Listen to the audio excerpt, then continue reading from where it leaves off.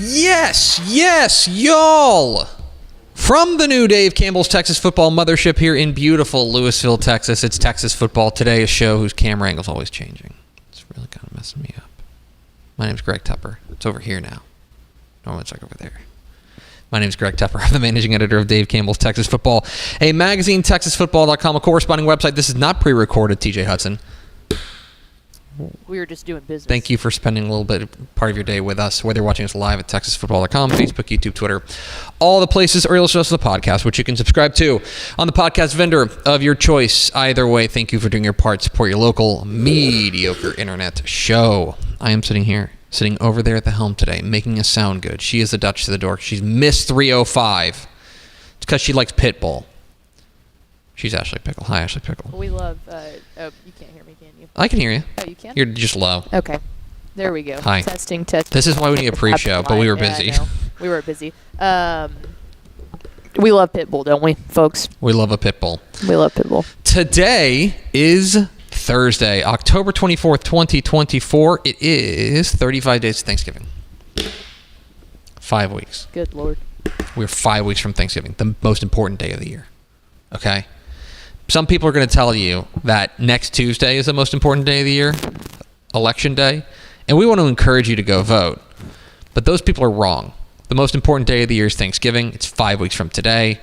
You need to lock in. Whatever you need to do to get ready, make sure you take care of it. Happy birthday to Kid President. Remember Kid President? No. Okay. Kid President's 21 today, so that should make you feel old. It's episode 1810? 1810? Wow, no, okay. She's messing with the board now. This is why we need a pre-show. See, if this were pre-recorded... Then we wouldn't be having technical issues. Now you can hear me. Hello. This out. Anyway, it's episode 1810. On today's show, folks, it's a big show because it's a big week. We got my top 10 Texas high school football games of the week, the hardest graphic I've ever had to make. Then we have the distinct pleasure of announcing the class of 2025 for the Texas Sports Hall of Fame.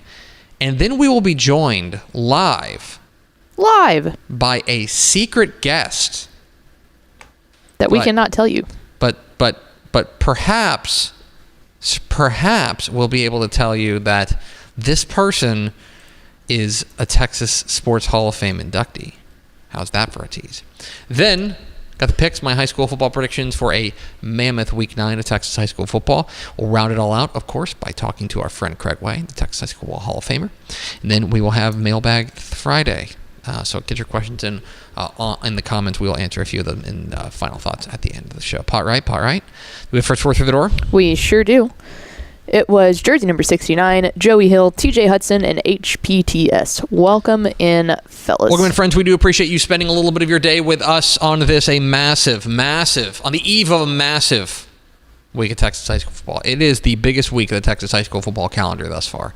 A ludicrous slate of Texas high school football games awaits us, starting tonight on Dave Campbell's Texan Live. Mm-hmm. But we will have huge games across the state of Texas. I went through and at the beginning of the year, it seemed like a good idea to rank the top 10 Texas high school football games of the week. That came back to bite you in the butt, didn't it? This week has been not fun because now I have to rank this slate of games.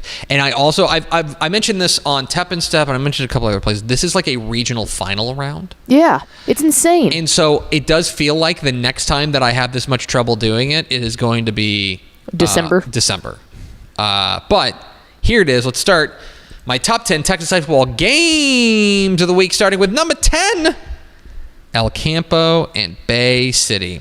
One of the all-time great Texas high school football rivalries. This is this is the longest continuous rivalry in Texas high school football history. They are meeting for the 104th consecutive year.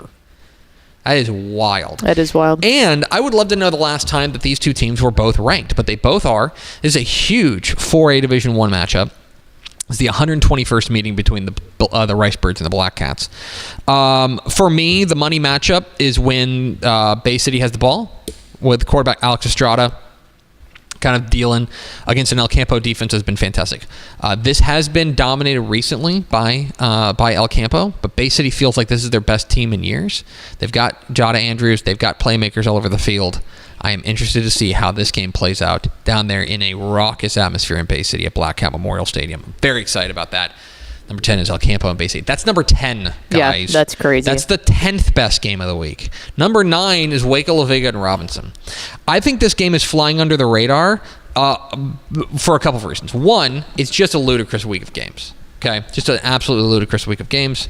But also, I think that when you take a look at the records, you think, okay, well, how good could this game be? Specifically, you take a look at La Vega. La Vega has 3 losses on the year, and you're thinking, Tepper, you're losing your touch. And maybe you're right. Maybe I am losing my touch. But I'll tell you who doesn't believe that La Vega is a 4-3 team: the computer. Mm-hmm. Computer has La Vega 3rd in 4A Division 2. 3rd. That's despite losses to Salina, 7-0. Which, that aged well. West Orange Stark, 6-1. Aged well. And then they lost to Stephenville, who's 6-1. Mm-hmm. Since then, they have big wins over Gatesville and China Spring. Now they get a big test against Robinson. Robinson has been in the state rankings for a couple of weeks now. I really love what Robinson does on the offensive side. I think they've got playmakers really all over the field, but there's really no doubt about the fact that the straw that stirs the drink here is their running back, Evan Moreno, who's been terrific. Over 1,100 yards in the year, 17 touchdowns. Can La Vega's front 7 contain the running game of Robinson? That's a big question in this one. I'm fascinated by this one. La Vega and Robinson, big game in Central Texas. Number 8, Gilmer and Pleasant Grove. This is the 8th best game of the week. That's insane. Okay. Almost any other week, this is like it would be 4. 3. Yeah, exactly 3 or 4. Right. Gilmer and Pleasant Grove's a huge game in East Texas. Gilmer's been chugging along, looking great. Nothing really to complain about with Gilmer, especially considering what they've been able to do. I think they've opened things up offensively. They've gotten things going, and it does feel like, and I want people in Upshur County to hear me say this, I think their defense is playing pretty well right now. I think their defense has been pretty good. Taking on a Pleasant Grove team that has 2 losses on the year, albeit a 7-0 loss to Paris, and then a 37-31 double overtime loss to Kilgore. But since then, they have been absolutely rolling, and I will tell you this, folks. This is a Pleasant Grove team that is very young, a lot of underclassmen. If they beat Gilmer, y'all better buckle up, because the next couple of years are going to be tough for East Texas and 4A Division 2. Pleasant Grove is full of pups. If they can beat the defending state champs at home, they would really send a message. I think Gilmer's your favorite. I think they have to be. Caden Tennyson, their quarterback, has been terrific. But I'm very interested in this game in Texarkana tomorrow night. Number 7, Goliad and Edna. This is another top 10 matchup, and it's number 7. No. Don't ruin it. Go number back. 7. Nobody saw that. Number 7 is Goliad and Edna. I think that this game is a perfect example of flying under the radar. But if there were if this was other weeks, we might be kind of falling all over ourselves to sell you on this game. But Goliad and Edna is must-see TV stuff. This is a Goliad team that I think has been flying under the radar a little bit, specifically because I don't know if they've necessarily played anybody. At least they have the 1 loss in the year to East Bernard that's aged well, but since then, kind of been bobbing along. Offense has been very, very good. This is going to be a significant upgrade, I think, in their schedule. Specifically, I want to see how that defense matches up with an Edna team that has been just mauling people of late. Edna has been terrific offensively. I want to see what this the money matchup for me is going to be the Goliad front up against Edna's running game. If that can come to life, then this thing could really shake up 3A Division 1. But it's a fascinating game down there in South Texas, Goliad and Edna. Number 6. Wow. Prosper. First time we've seen that. Prosper and Allen. Big dogs. Big dogs. This is the big boys. And this is big boy stuff. It feels as if this is the first time we're talking about either of these teams. Prosper took a week 1 loss to Westlake. Since then, they have been rolling, and there's no doubt about what they are about. They are a team that wants to rely on their strength up front because their offensive line is perhaps the best at least the most highly touted in the state of Texas. They can run the ball, and they've run the ball particularly well with their outstanding a number of outstanding running backs. Jacob Martinez went off last week, but I think Braden Imhoff, their quarterback, has been terrific as well.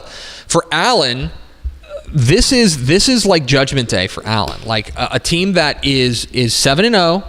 They are looking very strong.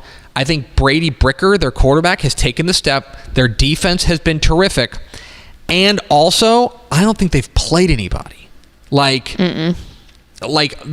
scheduled Midland Legacy and Cedar Hill in non-district, and those two teams just haven't panned out to be the kind of teams we thought they were going to be. No, Cedar Hill can be super high. They can be super not. That game they were not. Exactly right. And then Midland Legacy's 2-5 this week. Going to this week. For Allen, here's where I'm at on Allen. I think they are lowercase b back. Mm-hmm. If they win this game, they're back. Capitalize that bad boy. Capital B back. Because their offense going up, well, honestly, their defense going up an offensive line that big is going to be telling. Yeah. This is for me a huge game to see where these two teams that I still feel like we don't know a ton about, where they stack up. Huge game, Prosper and Allen. That's number 6. Number 5, this is the 5th best game of the week. Lake Travis and Westlake. What? The Battle of the Lakes. The Battle of the Lakes, the 20th meeting between these two arch rivals down there in the Austin area. We talked about this in the picks. Quarterback matchup's terrific. Trench play is going to be super important. I was texting briefly yesterday with our friend Jay Plotkin, who covers it for the Lake Travis View. A lot of this is about who can emerge on Lake Travis's offense besides Van Hopping, and I want to see what the Lake Travis offensive line can do. Can they hold up against what has been a ferocious pass rush? I did it. Pass rush. A lot of I said pass rush. Pass rush from Westlake. That's a huge game in this one. Can they keep Chest and Dida upright? Lake Travis. I mean, it's Lake Travis and Westlake. Yeah. If I have to sell you on Lake Travis and Westlake, like, check your pulse. Mm-hmm. Okay. Number 4. Speaking of check your pulse. Nederland, Port Neches-Groves. Yeah, just a light number 4 mid-county madness. Teeny tiny little baby matchup down there in Southeast Texas. Just a little itty bitty get together of friends. Live on Dave Campbell's Texan Live.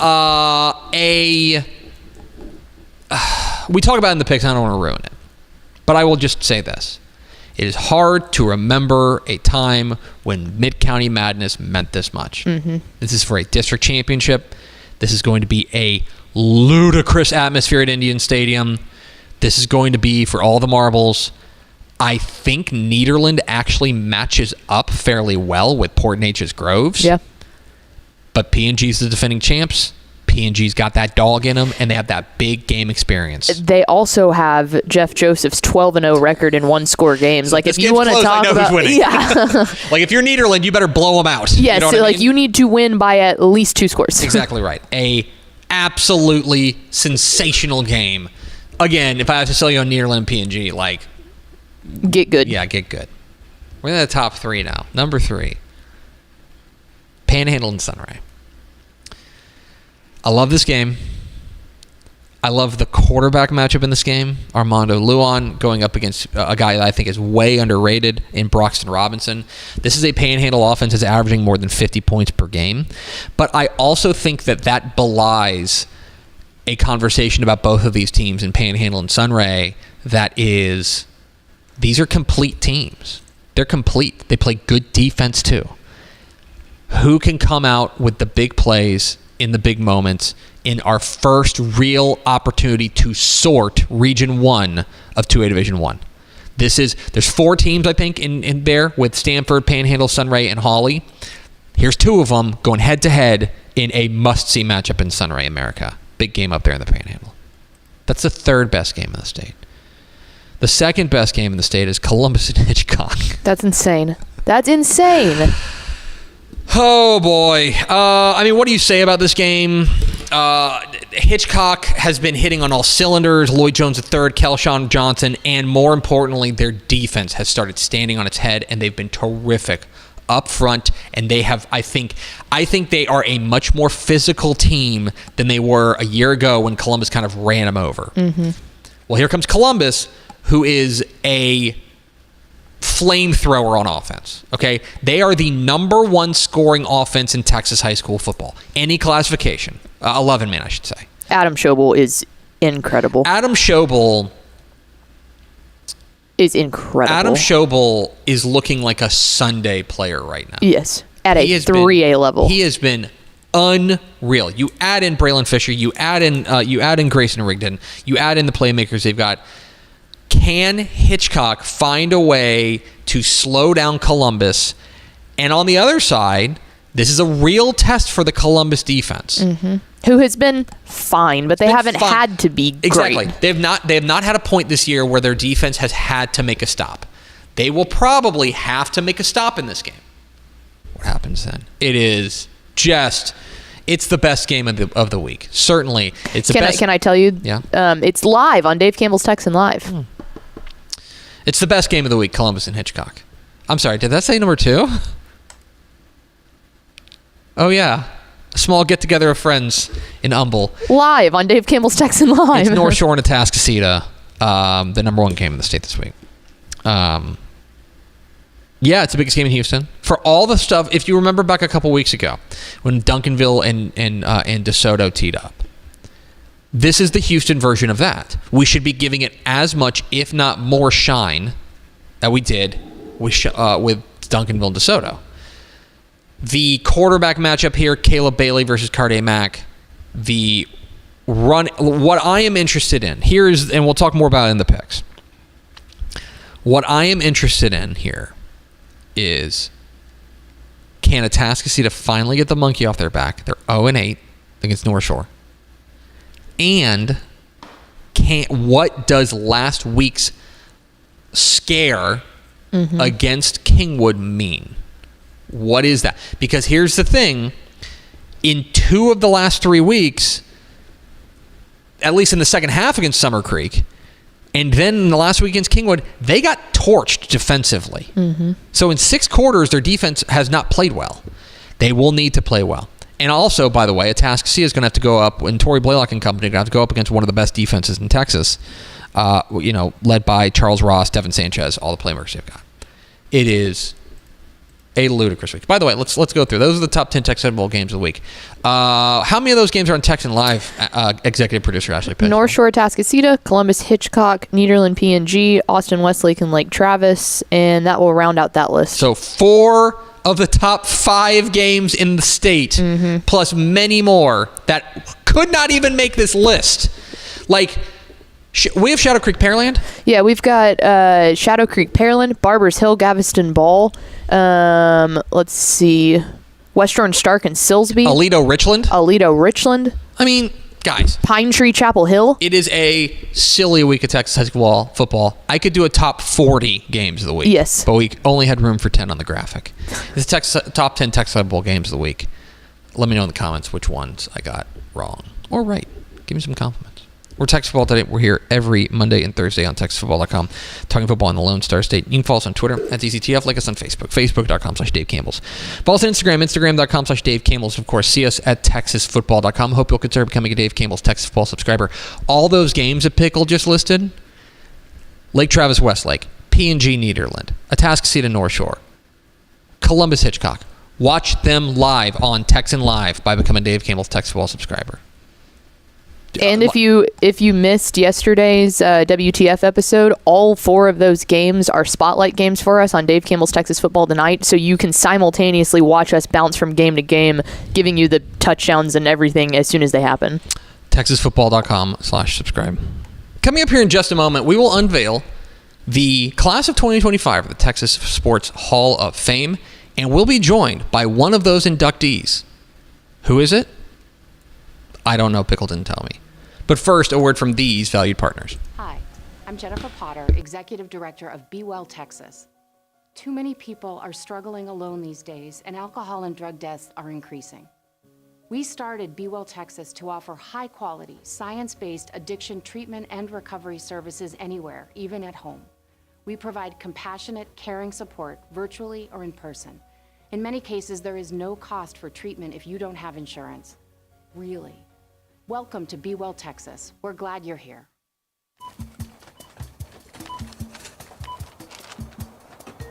30-yard line, the 20, the 10, touchdown! Hey DFW residents, Get your grocery essentials in minutes, not hours or days, with Wing Drone Delivery.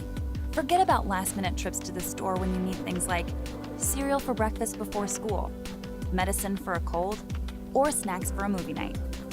Wing's drones get you quick, no-contact delivery in as fast as 15 minutes. Say goodbye to last-minute grocery runs and say hello to more of your valuable time. Sign up today.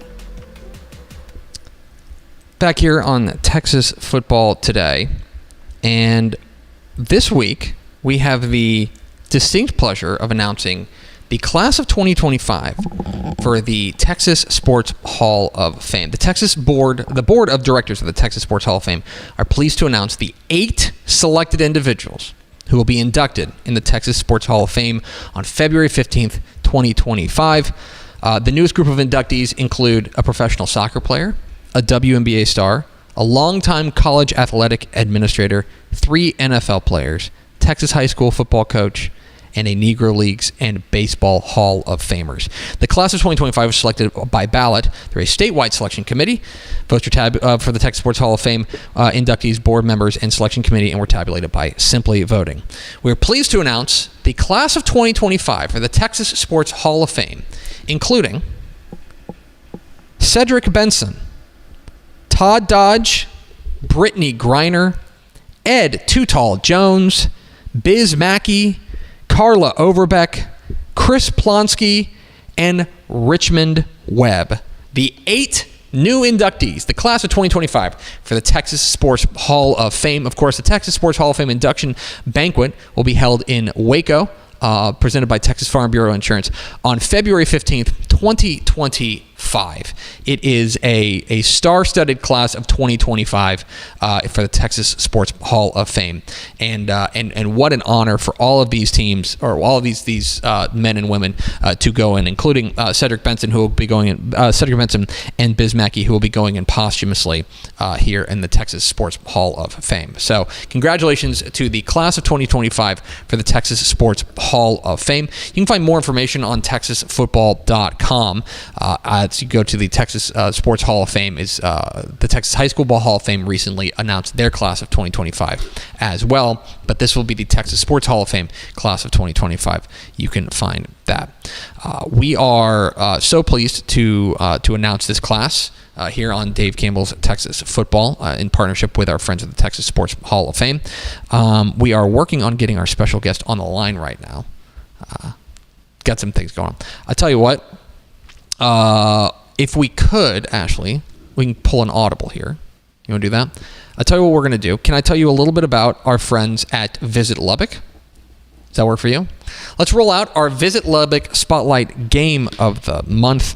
Of course, our friends at Visit Lubbock are sponsoring one Texas high school football game each month to talk about all the biggest games going on there across the state of Texas. You can visit TexasFootball.com to learn more about our Visit Lubbock Spotlight Game of the Month. This week, Wichita Falls Memorial in a big district matchup going on the road to Lubbock to take on Lubbock Cooper. This is a huge matchup in district play, and these two teams are going to lock it up there. Wichita Falls Memorial looking to bounce back after a really heartbreaking loss last week to Abilene Wiley, going up on the road to take on a state-ranked Lubbock Cooper team. Memorial's offense has got outstanding playmakers like their running backs Kenji Johnson and Eric Powell, who combined for 250 yards rushing and 5 touchdowns last week. But their defense will need to be on point against this Deuce Johnson-led rushing attack, and of course Michael Deaver, the star for the star wide receiver for the Lubbock Cooper. That is a team we're keeping an eye on. So keep an eye on this one. This is a huge district game there. Lubbock Cooper and Wichita Falls Memorial. That is our Visit Lubbock Spotlight Game of the week. And of course, in Lubbock, you can where charm of West Texas meets vibrant city life. It's known for its rich history, thriving art scene, exciting sports culture, and world-class dining. Lubbock is the perfect destination for groups, and you'll find plenty to keep you entertained. Visit TexasFootball.com for more on the Visit Lubbock Spotlight Game of the Month. Let's also roll out a little bit of our friends at TxDOT. We're proud to partner with TxDOT this week to talk a little bit about, let me see if I can find that read, because I told them I would do the read. Yes, hold on. You're listening to live coverage of me pulling up the read. They're the TxDOT Roadshow game of the week. They're going to be down there at Beeville Jones. Dave Campbell's Texas Football is excited to partner with TxDOT this season, bringing the TxDOT Roadshow to Beeville Jones for Friday's matchup between the Livonia Bears at 4-3 and the Beeville Jones Trojans. Kickoff set for 7 o'clock at Veterans Memorial Stadium. Be sure to look for the TxDOT Roadshow Roadshow at the game, where fans can participate in VR experiences, interactive video screens, quizzes, giveaways, and much more. TxDOT reminds fans to be careful on the road and to follow the speed limit. Slow down when there's heavy traffic, road construction, or bad weather, and always buckle up. It's our TxDOT Roadshow game of the week. Livonia and Beeville Jones. Make sure you go swing by and see our friends at TxDOT there for the TxDOT Roadshow game of the week. Having trouble apparently getting our special guest on the phone, so we're going to continue to move forward here on Texas football today, which gives us more time to talk a little about Texas high school football. There are massive games across the state of Texas this week. In fact, it's arguably the biggest game or biggest week of the year in Texas high school football. I selected a few of them and made a couple of picks in a video we call The Picks. Here are my predictions for Week 9 of the Texas high school football season on Texas Football Today. The biggest week in Texas high school football regular season history. Yeah, how's that for a tease? These are the picks.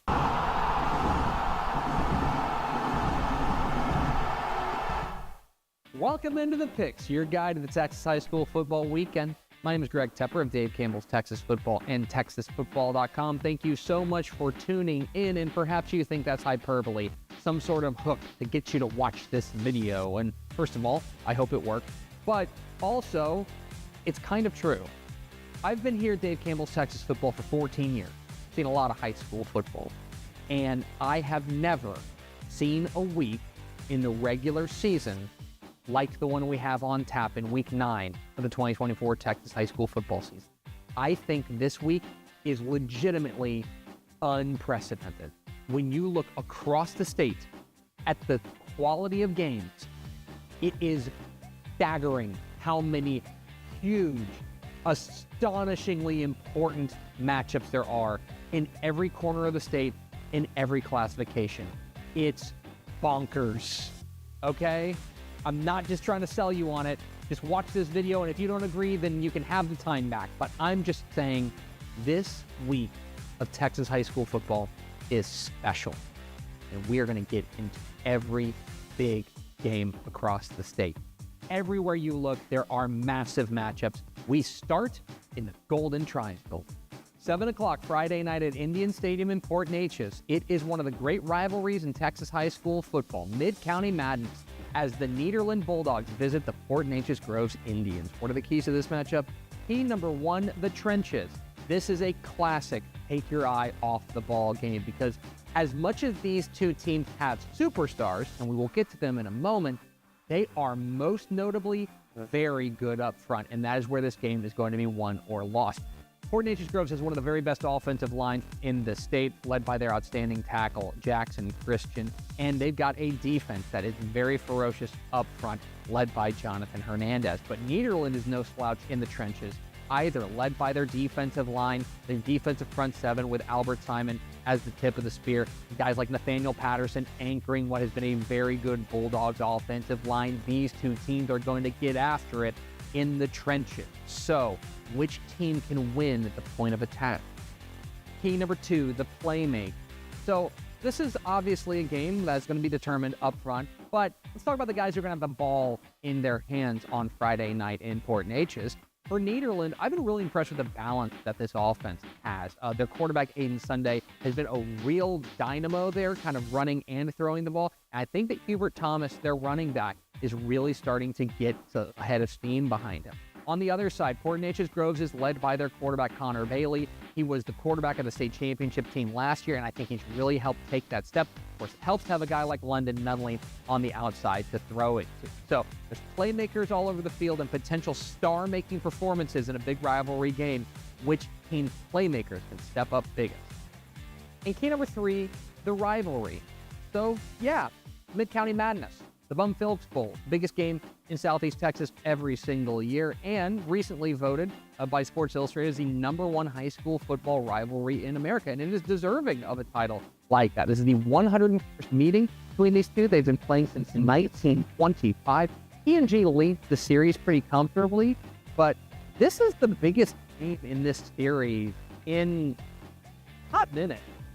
It really is, because both these teams are playing exceptionally well. Obviously, P&G, the defending state champs, the number one team in 5A Division II, up against Nederland, who's 6-1, rolling right now, playing exceptional ball. This feels like the first time in quite a while that both of these teams feel like, hey, we got a contender on our hands.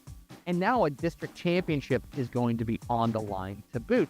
This is as good as Texas high school football gets, in an absolutely outrageous atmosphere down there in Fort Neches, with a filled to the brim Indian Stadium, which means a lot of this game comes down to which team can handle the moment now, right? Which team can avoid that big mistake? Which team can have that little bit of self-preservation, that little bit of moxie to put them over the top and just slow the game down? This is a massive atmosphere. There's going to be every camera crew in the state down there at Indian State. So, with a high-stakes rivalry game on the horizon, which team handles it better? Who am I picking? Going with Portland. P&G gets the nod here for a couple. One of them that I really love what quarterback Connor Bailey has started doing, and I think that this game comes down to the Port Neches-Groves defense, which did get touched up a couple weeks ago against Montgomery Lake Creek, but since then appears to have gotten their wheels back on. I think Nederland is going to need to play their best defensive game yet, especially because P&G, that's not a team you want to get into a shootout. I think that they are capable of going score for score with them. I think it's got to be up to the Nederland defense to hold them in the game. Furthermore, in a big game environment like this, I feel like P&G, by virtue of running to the state championship last year, has the advantage in the big game. They understand the moment a little bit better. I think that gives them the edge. Being at home helps as well. I think this will be an absolute asylum down there in Port Neches, and I can't wait to see it. But I think P&G comes away with a win. Let's go to Galveston County, 7 o'clock Friday night at Bulldog Stadium in Hitchcock. It is a massive 3A Division I clash as the Columbus Cardinals take on the Hitchcock Bulldogs. Yeah, I told you, it's a huge week of games. This is actually number 1 versus number 2 in the DCTF computer rankings, and we have had this game circled all year long. Hitchcock took a loss in week 1 to a decent private school team, and we kind of wondered whether or not they'd be able to put it all together, especially on the defensive side, right? The first couple of games, they were giving up 40-plus points per game, but since then, they're giving up less than a touchdown per game. Their defense has really come on, and it also helps when you've got an offense hitting on all cylinders like Hitchcock is right now. Guys like Lloyd Jones III, the Texas Tech commit at quarterback, plus the A&M commit Kelshawn Johnson out wide. This team is loaded with playmakers. This has been the team that Hitchcock has been waiting on for years. What happens when they welcome in the number 1 team in the state in Columbus? They have been absolutely a wrecking crew offensively. Number 1 statistical offense in all of Texas high school football across all classifications, averaging nearly 59 points per game. Quarterback Adam Schobel has been terrific. Wide receiver Braylon Fisher, running back Grayson Rigdon. They are hitting on all cylinders. This offense is something to behold. What about the defense? Defense giving up about 26 points per game. If this game gets shootout-y, then Hitchcock is definitely a team that can hang in a shootout, which may not be the case of the other teams that they have played. This is on the Columbus defense, I think, to come up with stops against what has been high-powered Hitchcock attack. In the end, I think Columbus's firepower is too much. I do think the winner of this game may lay claim to being the favorite to win the 3A Division I state championship, and it wouldn't be a surprise if this is the first of 2 meetings between these 2 ball clubs. I think Columbus is your slight favorite. I think the Cardinals get a close win. 7 o'clock Friday night at Turner Stadium in Humble. It is a huge 6A clash between the Galena Park North Shore Mustangs and the Atascocita Eagles. Yeah, I told you it's a huge week of games. This is the biggest game in Houston all year long, a game we've had circled all season. District 23 6A title may be up for grabs here. Summer Creek may have something to say about that, but certainly the number 1 seed in the Division I bracket out of 23 6A is certainly on the line here. It is important to acknowledge history here. okay? This is the 9th time since 2019 that North Shore and Atascocita are bowing up to one another. And North Shore, 8-0. That's right. They have won all 8 meetings. Atascocita has not beat North Shore in more than 7 calendar years. It has been domination from the Mustang. Is this the year for Atascocita? They have the state's most impressive resume. They have a win at Austin Westlake. They have a win at Katy. They have a gutty win over Humble Summer Creek. They have been rolling, but what do we make of last week? And they got a huge scare against Kingwood and very nearly spit the bit looking ahead to this North Shore team. Was that just a look ahead, or did Kingwood find some things that may work? I love this Atascocita offense with quarterback Carde Mack and, of course, the sensational running back Corey Blaylock, but this is a huge test for this defense going up against one of the most high-powered offenses in the entire Houston area in North Shore, led by quarterback Caleb Baylor, their wide receiver Quanah Farrakhan Jr. They are loaded at every position on the offensive side, not to mention their defense is spectacular, led by blue-chip cornerback Devin Sanchez. This North Shore team looks like they are ready for prime time once again. Look, this game is close. I think Atascocita has every reason to believe that this is the year that they can win.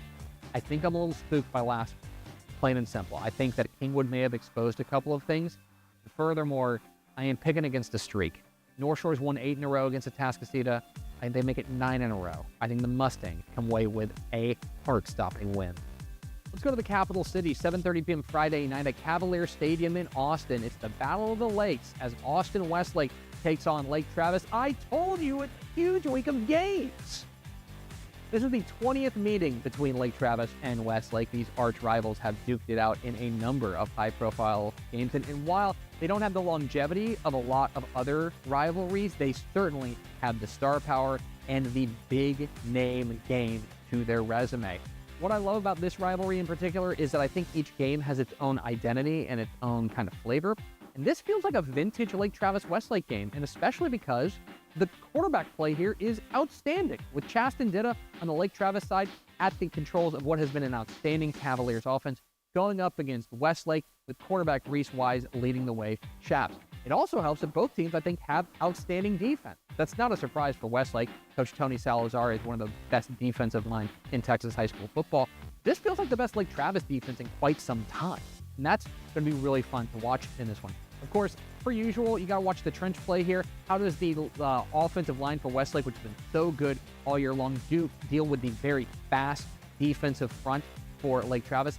And can Lake Travis run the ball with Van Hopping and give that offense a little bit of balance, or will Westlake's defensive front shut them down? Look, I don't need to sell you on Lake Travis versus Westlake. This game is going to be awesome, and Cavalier Stadium is going to be absolutely rocking. Per usual, this game figures to be pretty close and come down to 1 or 2 plays. Traditionally, it usually comes down to a defensive or special teams play that turns it.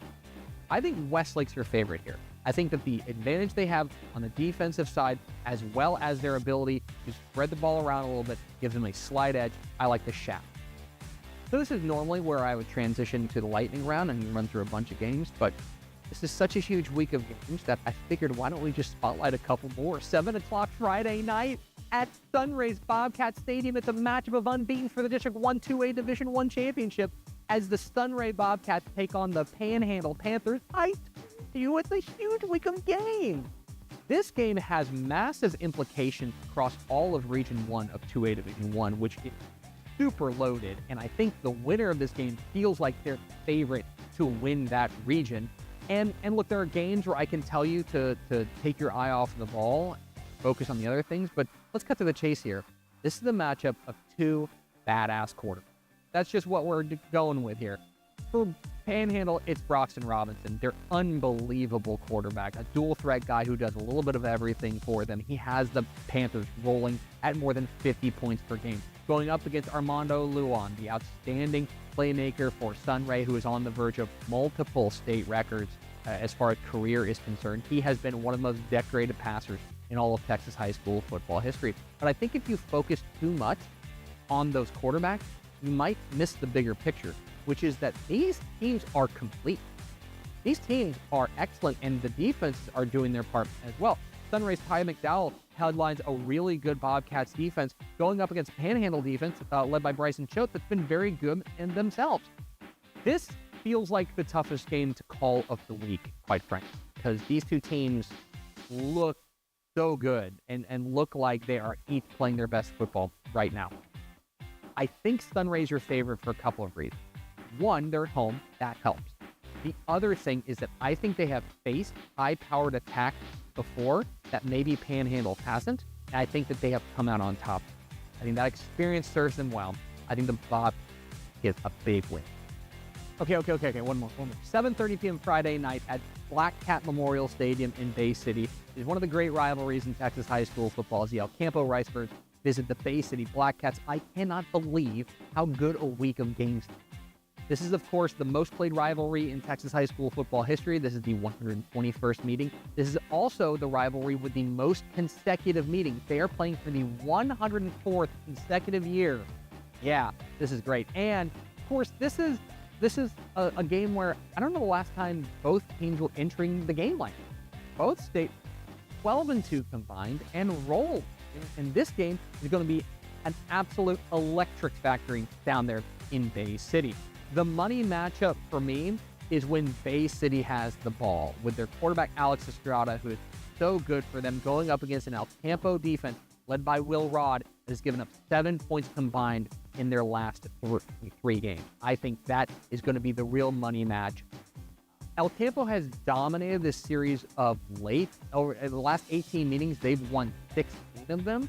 But, of course, last year, Bay City returned the favor, so where does that leave us? Especially at home, where Black Cat Memorial Stadium has been a point of contention for them to defend.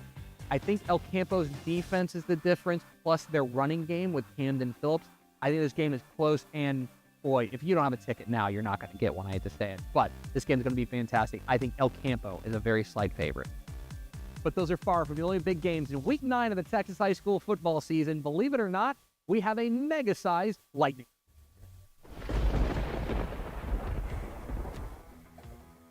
In our six-man game of the week, I like Zephyr to beat Blanket. In our private school game of the week, give me Wichita Christian to beat Carrollton Prince of Peace.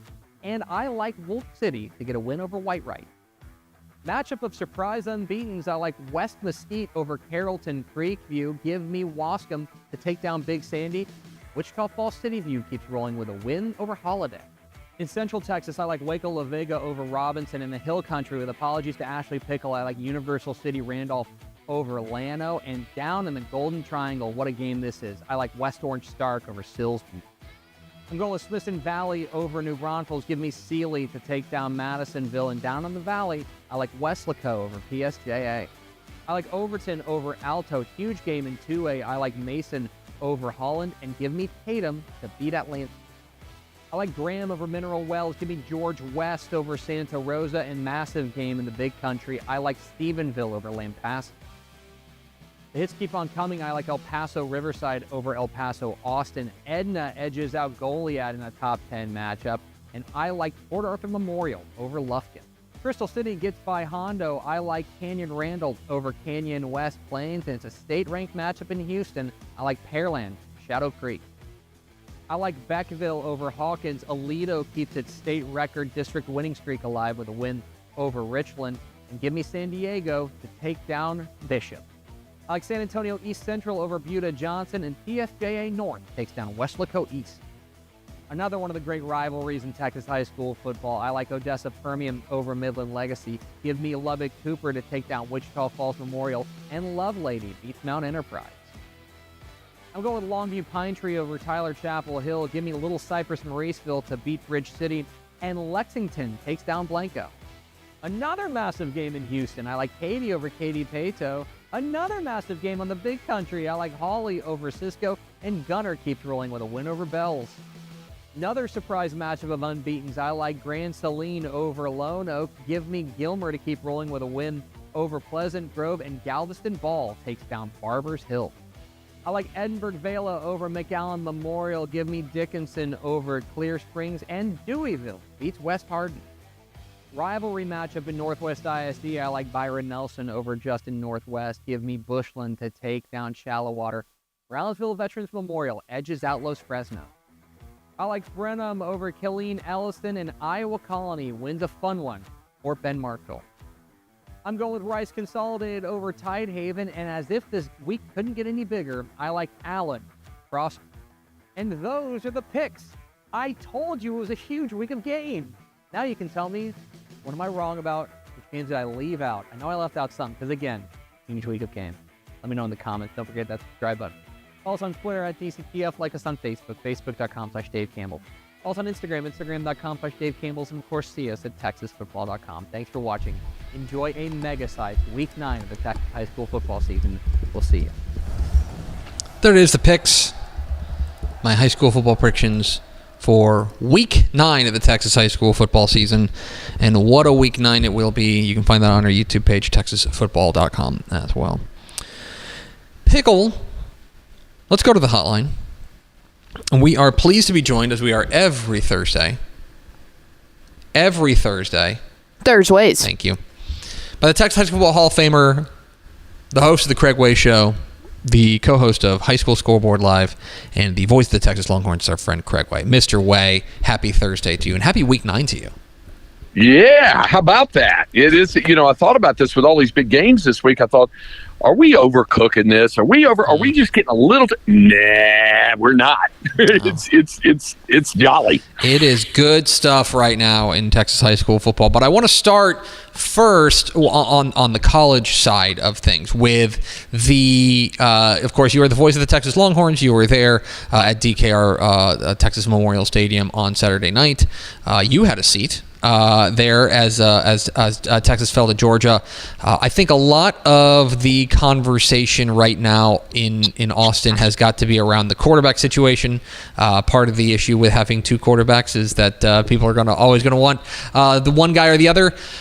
In your being around the program and just getting the feel for the fans over the past week, what is your sense of the state of the quarterback situation there with Texas right now? Well, from some of the fans' perspective, it's the usual torches and pitchforks at the gates. There's deliver us the head. All of that other kind of stuff. I think some other people kind of figured out. It was one game against a really good team. The bigger question is how ready to go, how healthy is Quinn Ewers? Was he still bothered by and affected by the oblique? And somebody asked Steve Sarkisian, and in fact asked him this morning on his Zoom call, and he said, I don't know that anybody is 100% right now. I can tell you right now, they're concerned obviously about Isaiah Bond and whether he'll be able to play Saturday at Vanderbilt, but he said he wasn't worried about that having any effect on Quinn's game. He just felt there were mistakes made. Quinn wasn't at his best. Offensive line collectively was not at its best against a Georgia team that's really good and really strong. And it was the sum of the parts, I think, that added all up. There is no question about who's going to get the snap. It's Quinn who's going out there. Now, why did Arch Manning get in there? The way that Sark puts it is, I wanted to settle him down a little bit and get him back on center. It was never a question in Sark's mind about whether Quinn Ewers was going back in the football game. It was, we wanted to settle him down. And then he mentioned last night on the coach's show, he referred to an old quote. I don't know if he knew this is who it came from, but it was from an old backup quarterback. I say old. He was a backup quarterback for Texas in the late 80s named Donovan Forbes. And they had, at the time, a quarterback controversy going on in the midst of a 4-7 season. And Forbes was the backup. Everybody was calling for him. And somebody asked him about it all. And he said, well, you got to know, the most popular man on campus at Texas is always the backup quarterback. And Sark made an oblique reference to that. It had nothing to do with Quinn Ewers' oblique, but he made it a reference to it. He said everybody gets excited about the backup, but then when the backup has the struggles that Arch Manning did because of breakdowns in pass protection and some mistakes made, just like what Quinn Ewers had, and then folks are kind of turning around and go, what do we do now? So what Sark's plan all along was to get it back to Quinn Ewers, get him back on center. He led that drive straight down the field for a touchdown to open the second half. Then after they had the controversial thing of the interception and the overturned call, he got him into the end zone again. But then the defense couldn't stop Georgia on that last big drive. They gave up a huge completion on 3rd and 10 from their own 11, and then a 44-yarder on a flea flicker, and that was pretty much it after that. So combination of all of it, I would say, Tep. Now, Craig, you're going to be a road warrior. You're going to be on the road heading to Nashville for Texas at Vanderbilt. Texas moving to the SEC obviously opens up new opponents for the Longhorns, and it opens up new venues for you. Are you... and we are on the air, so maybe if you're not, maybe don't say it out loud. Are you excited to go to Nashville? Yeah, I am. I'm looking forward to it. Listen, and Nashville has Pancake Pantry. You got to get to Pancake Pantry early in the morning on a Saturday morning on a game day. If you do that, it's wonderful breakfast. So, yeah, I'm excited about let me also tell you what I'm excited about. Mm-hmm. There are 20 Texas high school football products playing for Vanderbilt or on the roster. And 2 of the most contributive of those are the running back from LBJ, who I called several of his games. It's not Cedric Alexander, the all-time leading rusher in AISD history, left a couple of years ago and was tremendous and was a big part of LBJ's run to the 4A state finals a few years back. And then you got Eli Stowers. Mm-hmm. And what an interesting career this guy's had. From the time when the three of us saw him go down in that state championship game for Geyer against Westlake, replaced by a freshman unknown named Jackson Arnold. And then for him to start off in his winding road, ended up taking him, like it did their quarterback, Diego Pavia, through Las Cruces, New Mexico. And now he is the leading pass catcher as a converted tight end for Vanderbilt. It's a pretty cool story. And so it's stories like that are kind of intriguing to take note of. It's the Texas Football Hall of Famer Craig Wade joining us here at Texas Football Today. Get involved in the conversation, #TF Today. All right, Craig, it's on to the high school football ranks where we around here have been giddy, just absolutely buzzing about Week 9. And you are... I appreciate our relationship because I am the excitable, naive, silly, young idiot who will get excited at the drop of a hat for anything coming across your path. And you are the wizened, veteran, sage, wisdom. Do you see how he was just trying to call himself young? That's here? Not what I'm that saying seems like here. The whole agenda. What I'm saying here, Craig, is that I'm looking at Week 9 of the Texas high school football regular season, and I'm having a hard time remembering a week of the regular season like we've got on tap this week. Am I overreacting? No, because you're addressing it to an excitable old idiot that gets fired up about it. So I'm with you on it. I think you have to place it in a couple of different categories. Mm-hmm. I do think you have to separate. You know, we talk about those action dates that are so exciting, starting with the opening night. But opening night is opening night, and it's a non-district week. I think you have to separate this week from the final week of the regular season because the impact on the playoff race and opening up the package and all that other side of stuff, it's a different category. But when you can have so many impactful games on one given late in the regular season week, we know there's 2 weeks to go after this, but to have that many really big games to where you have to create tiers of here's a second tier of really good games, here's a third tier of really good games, then you know you have something special. Of course, the big game down in your neck of the woods, a small get-together of friends at Cavalier Stadium there as Lake Travis welcomes in Austin Westlake. Every year this game is box office. Every year, this is the 20th time they've met, and everyone has its own flavor. I am curious, as a longtime historian of the Lake Travis Westlake game, they come in different flavors. I am interested in what you are watching and what particularly piques your interest heading into this iteration of one of Texas high school football's most fun rivalries. Well, what usually turns this, there's two things: line play and turnovers. The quarterbacks can and do sometimes play a big part in it, but the quarterbacks of both of these teams are good, functional members who direct their offenses, but they're not superstars. And their coaches will be the first to tell you that. The running backs are solid, good running backs, but they're not all staters, and their coaches will tell you that. So how does the line play impact it, and would turnovers impact it as well? And then, of course, there's all the rivalry stuff, all the excitement stuff. Let me tell you, here's the different flavor of this year's game. Somebody sent me I think you call it in the business, I think you young people call it a cameo, where you have somebody, send a celebrity, so to speak, who sends greetings. A lot of times it's birthday. Like, for example, my wife, Linda, had Weird Al Yankovic send me a birthday greeting. Oh, that rocks. I said it was my wife. I'm sorry, my sister did it. Had Weird Al Yankovic send me a birthday greeting, and it was personalized, and it was really cool. Well, there was a group of students in the Lake Travis community who engaged the services of former NFL wide receiver Antonio Brown, because AB's got some time on his hands right now. He's just kind of sitting around.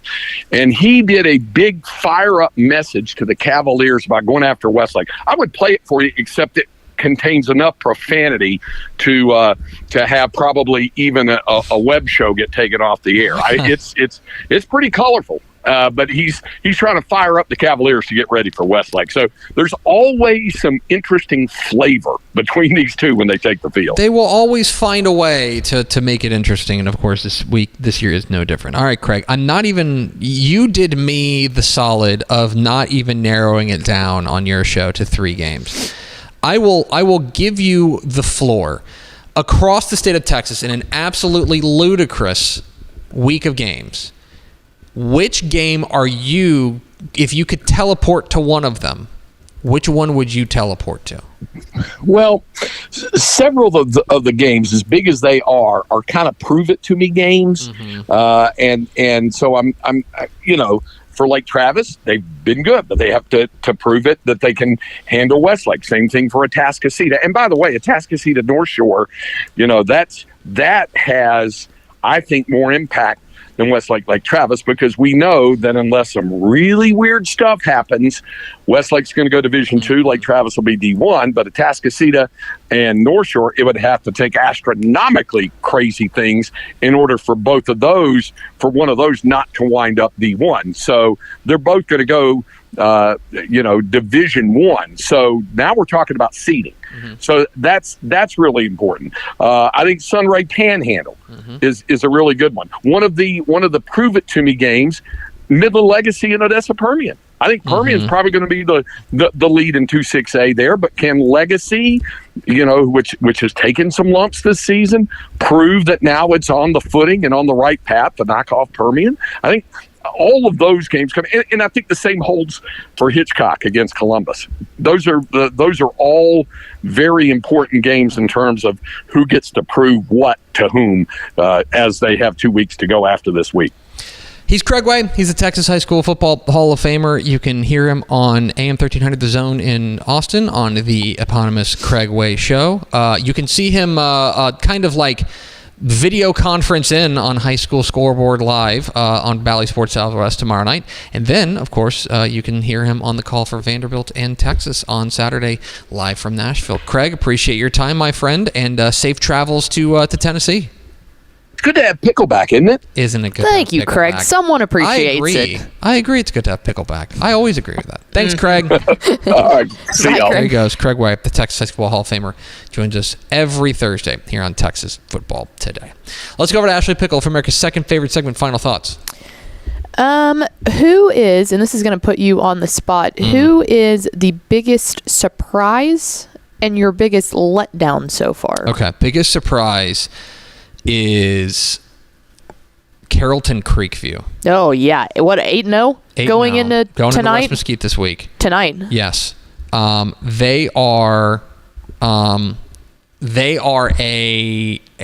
team that was, I want to say, winless last year, and Dusty Ortiz took over this program in like late May Yep. and has them 8-0. They Not are to the mention biggest surprise. that it's not only like they were winless last year. No. This is historically a program that if they can get 2 or 3 wins is really pumped up. Absolutely. Fantastic. Let down. This is hard. And I don't want to, crap on a team here. I would have to think about that one. I'm not trying to get out of the question, but I would need to think about that. I don't want to throw a name out there just to be like shock jock. Yeah. I think I've been a little shocked by Canadian.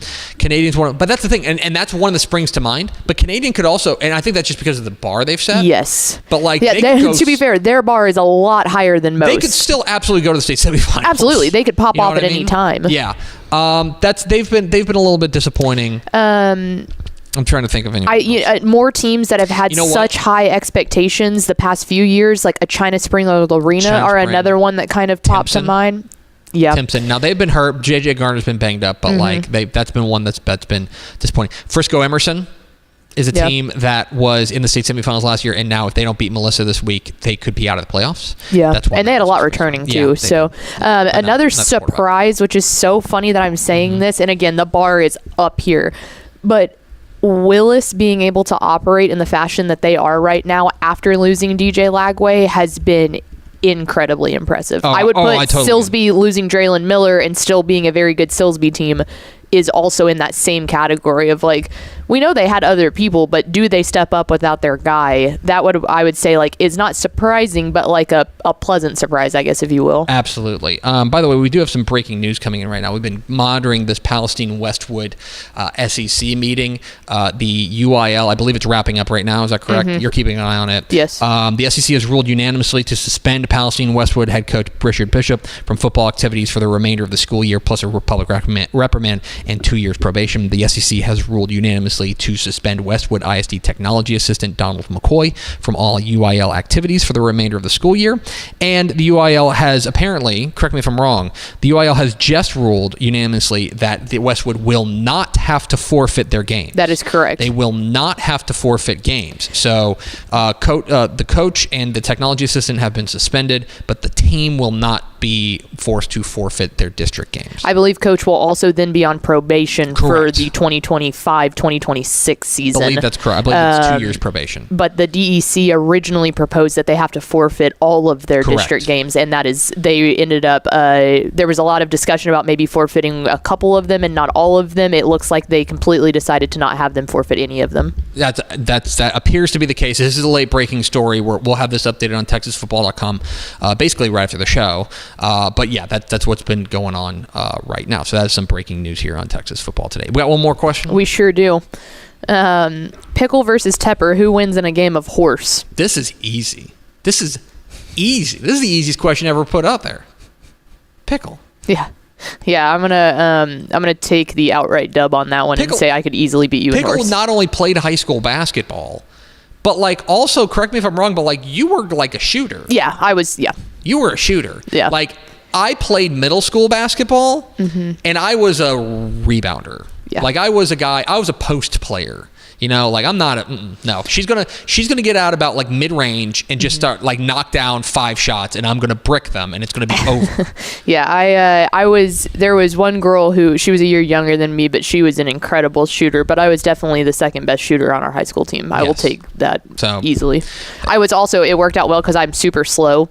Like, I move like molasses. I blame my legs being too long. It takes a lot to get those puppies going.